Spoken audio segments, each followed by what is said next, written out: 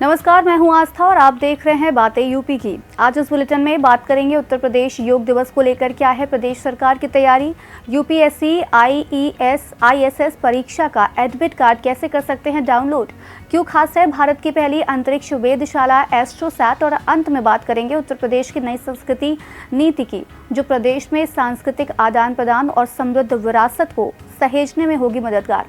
इसके अलावा प्रदेश की और भी कई खबरों से आपको करवाएंगे रूबरू। तो चलिए शुरुआत करते हैं पहली खबर से।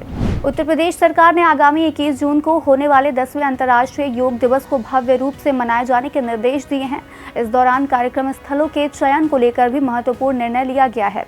स्थल चयन में प्राचीन सांस्कृतिक पर्यटन स्थल, ऐतिहासिक स्थान, नदियों, झीलों, तालाबों, अमृत सरोवरों को प्रमुखता दी जाएगी। इसके साथ ही पुलिस थानों, विद्यालयों और चिकित्सालय में भी योग अभ्यास किया जाएगा। जनमानस को स्वास्थ्य लाभ पहुंचाने के उद्देश्य से प्रदेश में 15 जून से लेकर 21 जून तक प्रत्येक जनपद में योग सप्ताह का आयोजित किया जाएगा। संघ लोक सेवा आयोग ने भारतीय आर्थिक सेवा, भारतीय सांख्यिकी सेवा यानी आईईएस आईएसएस परीक्षा 2024 के लिए आवेदन करने वाले उम्मीदवारों के लिए बड़ी खबर है। संघ लोक सेवा आयोग द्वारा दोनों ही परीक्षाओं के लिए प्रवेश पत्र आज जारी कर दिए गए हैं। इसके साथ ही यूपीएससी ने IES ISS admit card 2024 download करने के लिए लिंक को एप्लीकेशन पोर्टल upsconline.nic.in पर एक्टिव कर दिया है। यूपीएससी द्वारा आईईएस आईएसएस परीक्षा 2024 की तारीख का ऐलान पहले ही कर दिया गया था। आयोग के वार्षिक परीक्षा कार्यक्रम के अनुसार दोनों ही परीक्षाएं 21 जून को आयोजित की जाएंगी। आईआईटी कानपुर, अंतर विश्वविद्यालय खगोल विज्ञान और खगोल भौतिकी केंद्र पुणे और अशोका विश्वविद्यालय के वैज्ञानिकों की संयुक्त टीम ने भारत की पहली खगोलीय वेधशाला एस्ट्रोसैट से प्राप्त डेटा का उपयोग कर एक महत्वपूर्ण सफलता हासिल की है।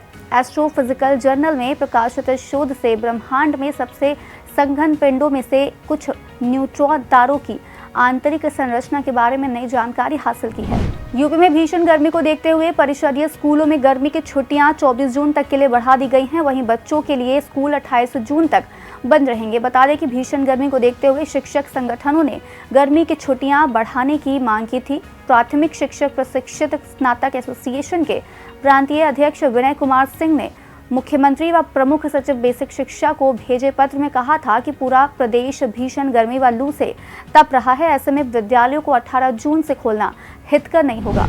उत्तर प्रदेश लोक सेवा आयोग ने चिकित्सा, स्वास्थ्य एवं परिवार कल्याण विभाग के तहत चिकित्सा अधिकारी ग्रेड 2 पीडियाट्रिशियन के 440 पदों पर सीधी भर्ती का परिणाम घोषित कर दिया। 440 में से सिर्फ 58 पदों पर ही चयन हो सका है। योग्य अभ्यर्थी न मिलने के कारण 382 पद यानी 87% पद खाली रह गए। उत्तर प्रदेश के 13 नवनिर्वाचित एमएलसी ने आज शाम 4 बजे शपथ ग्रहण की। सचिवालय के मुख्य भवन स्थित तिलक हॉल में शपथ ग्रहण समारोह का आयोजन हुआ। सभी 13 नवनिर्वाचित एमएलसी को विधान परिषद के सभापति कुंवर मानवेंद्र प्रताप सिंह ने शपथ दिलाई। इस समारोह में मुख्यमंत्री योगी आदित्यनाथ भी शामिल हुए। बता दें कि विधान परिषद की 13 सीटें मई में खाली हुई थी। इन सीटों पर एनडीए के 10 प्रत्याशियों ने नामांकन पर्चा भरा था, जिसमें 7 प्रत्याशी बीजेपी के थे। वहीं सपा ने 3 सीटों पर उम्मीदवार उतारे थे। मतदान 21 मार्च को हुआ और सभी उम्मीदवार निर्विरोध जीते। झांसी के पास आकार लेने वाले बुंदेलखंड औद्योगिक विकास प्राधिकरण यानी बीडा शहर के मास्टर प्लान का जिम्मा अंतर्राष्ट्रीय कंपनी सुरबाना जुराग को सौंपा गया है। वही अमेरिकी कंपनी CBRE कंसल्टेंट के तौर पर बीडा को विकसित करने में सहयोग करेगी।